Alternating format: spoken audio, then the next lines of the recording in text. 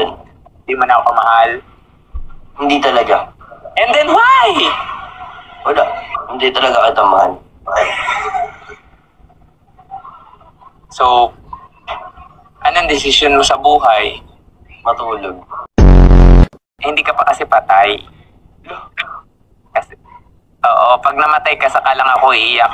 Hindi naman nakakaiyak yung malaman kung hindi mo ako mahal eh. Kasi alam ko naman at nababasa ko sa mga mata mo na mahalaga ako sa'yo at mahal mo ako. Sana magets mo, asawa ko. Ayan o, kilala ka o. Yung kilala. Kilala ka na. Oo, supporters mo. Mga manloloko din, katulad mo. Tol, scammer yun, tol. May butas yan, tol. Manhole, tol. Pag pinasok nyo, para kayong pumasok sa kinabukasan. Famous mong yan? Ako lang ba talaga? Eh, magkalayo tayo. Wala ka talaga dun. Hindi ka kasali. Ano may magawa? O, hindi ka kasali dito ha. Baka sabi mo, kinakanta kita. Umuwi ka na. Alam ko naman para hindi pa siya uuwi. Matagal pang umiha. Gagawin na hanap kita. Hindi mo siya hinahanap kasi masaya ka sa tropa mo.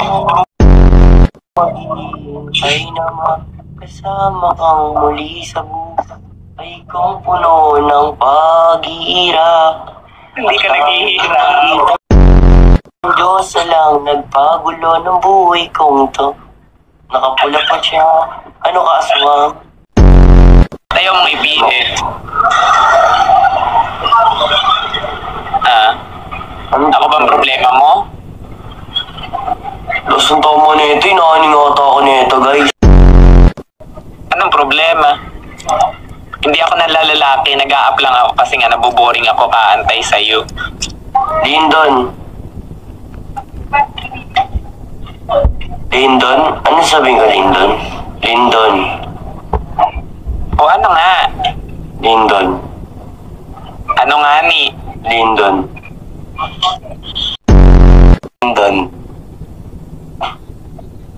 Oo, pag na-trending yan na ng taga-Bicol, sampalin talaga. Puntahan talaga kita dyan sa inyo. Lindon. Ayoko pumunta ka dito. O di tigilan mo na. Sa'yo nga papadaan yung cellphone, tapos ikaw magdadala sa